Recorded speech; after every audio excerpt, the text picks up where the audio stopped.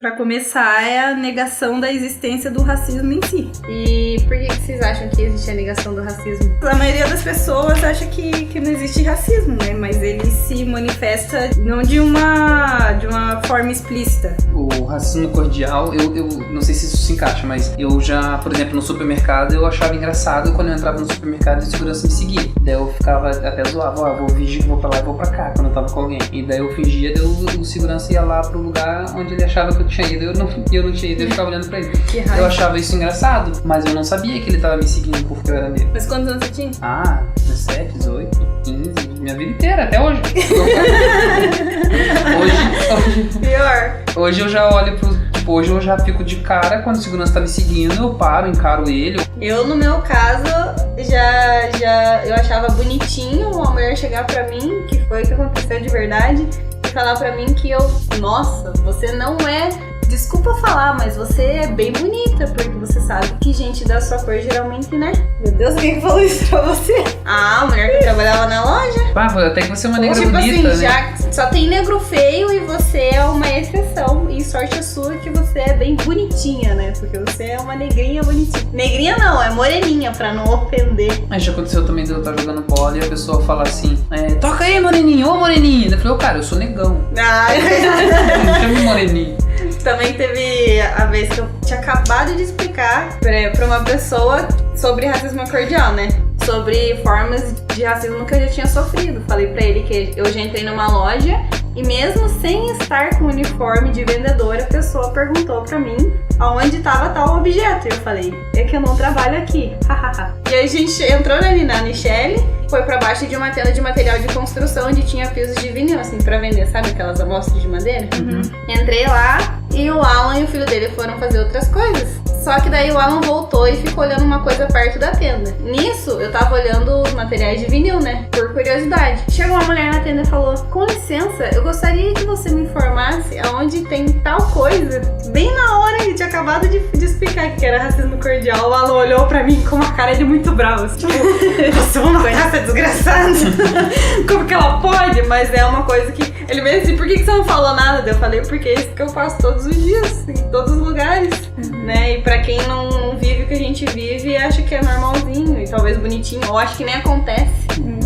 Então, pra quem está perdido ouvindo esse vídeo, que na verdade é áudio, eu sou o Renato Salles. Eu sou Samantha Alves. E eu sou a Pamela Santos, também Pamela Alves. E a gente vai falar aqui sobre um assunto chamado Não Sabia Que Eu Era Negro. Na verdade, estamos fazendo um podcast, que a Pamela vai explicar o que é o podcast. Podcast é uma coisa que não é nada formal, como vocês estão vendo. É algo extremamente espontâneo. A gente partilha ideias diferentes. Talvez a gente discorde em algum momento e concorde em outros. Mas o que a gente vai prezar aqui é a liberdade de expressão e a diversidade nos temas. E esse é como se fosse uma rádio offline.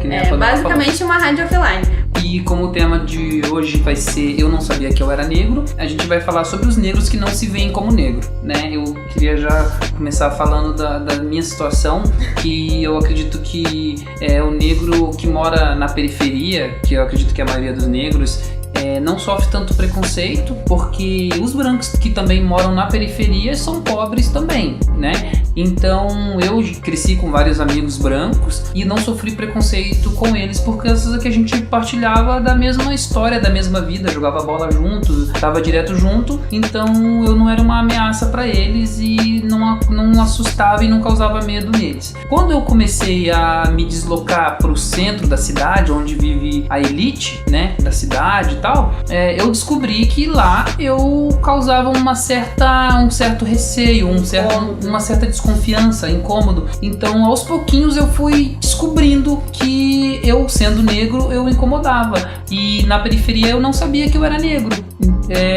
Também na questão da universidade, eu descobri que lá, como a maioria da elite está na universidade, tinha lugares que eu ia na universidade que era eu e mais meia dúzia de negro. Tipo, na praça de alimentação eu ficava feliz. Eu fico feliz quando eu vou na praça de alimentação e vejo que tem mais... Eu fiquei bem triste, eu fico... se sente menos triste.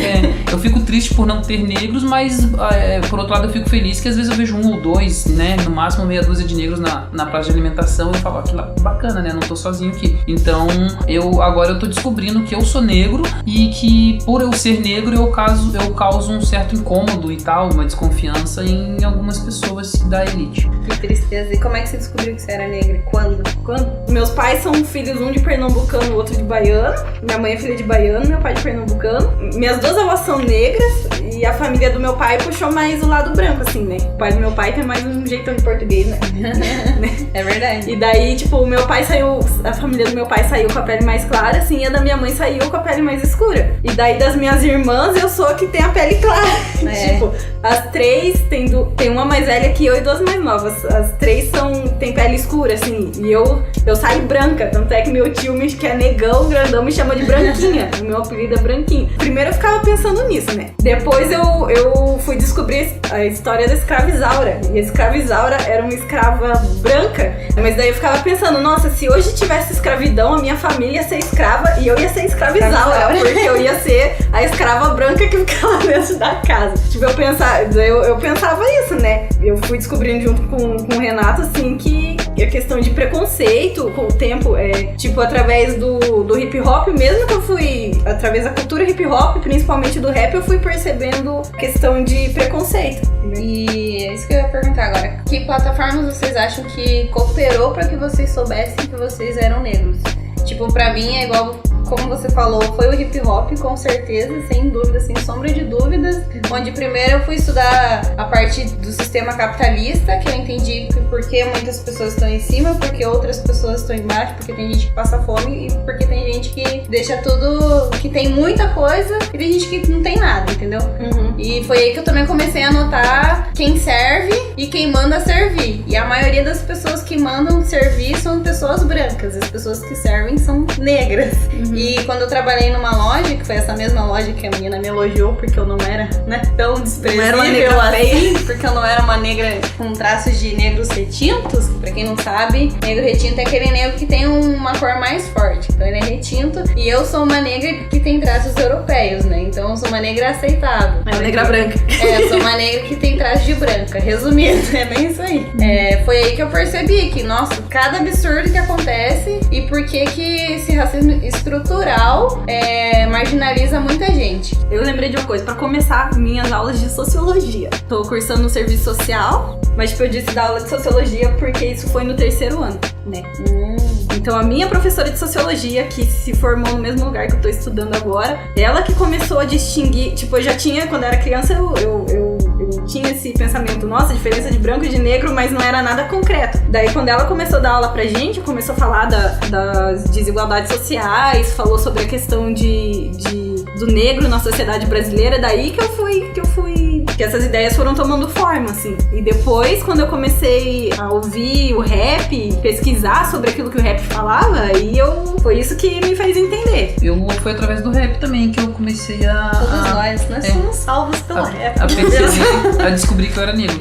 Inclusive tem uma frase do Mano Brown que eu me identifico muito. Eles estavam falando sobre a questão do preconceito pra ele. E ele fala assim, antes eu sabia pouco, então eu sofria pouco. Hoje eu sei mais e eu sofro mais. Então eu me sinto assim também. Antes, como eu sabia pouco, eu sofria pouco. Agora que eu sei mais, eu sofro mais. No meu caso, com certeza foi o hip hop, né? Porque a gente começou a dar palestra e eu tive que estudar e me posicionar como uma menina negra e como a minha imagem interferia na vida das pessoas, principalmente a minha estética. Quem me conhece sabe que eu não dou palestra sem dar um batom. E hoje eu coloquei trança no meu cabelo pra ressaltar as minhas qualidades de negra e a minha estética negra também. Então, no meu caso, o que me ajudou muito foi a parte do hip hop, porque a gente usa o hip hop como ferramenta de consciência. Acho que é muito bom falar de representatividade. Tem poucas pessoas que me representaram quando eu era criança, quando eu era adolescente. Nunca foi uma menina muito massa que sabia de um tema muito legal, vestida de um jeito que todo mundo achasse legal ou com um conteúdo muito bom. Então, quando eu me coloquei nessa posição, eu entendi que eu também estava influenciando outras meninas e que essas meninas poderiam estar no mesmo lugar que eu. E uma das plataformas que me ajudou a entender isso melhor foi o YouTube, que acho que hoje em dia é o que tá aí, né? O YouTube é a nova televisão, só que a diferença é que você pode escolher o conteúdo conteúdos de qualidade. Também não, vai escolher um monte de porcaria. Graças a Deus eu tive o discernimento de escolher conteúdos de qualidade. Qual plataforma que desajudou exatamente. a nos ver como negros? Daí um dos veículos que desajudam a gente a nos ver como negros é a mídia. A televisão. A televisão principalmente, ela vai de cerebral. Ai meu Deus, a televisão, a Globo, mas o Criança Esperança. A gente Criança Esperança é outro podcast. Criança Esperança será outro. Acho que...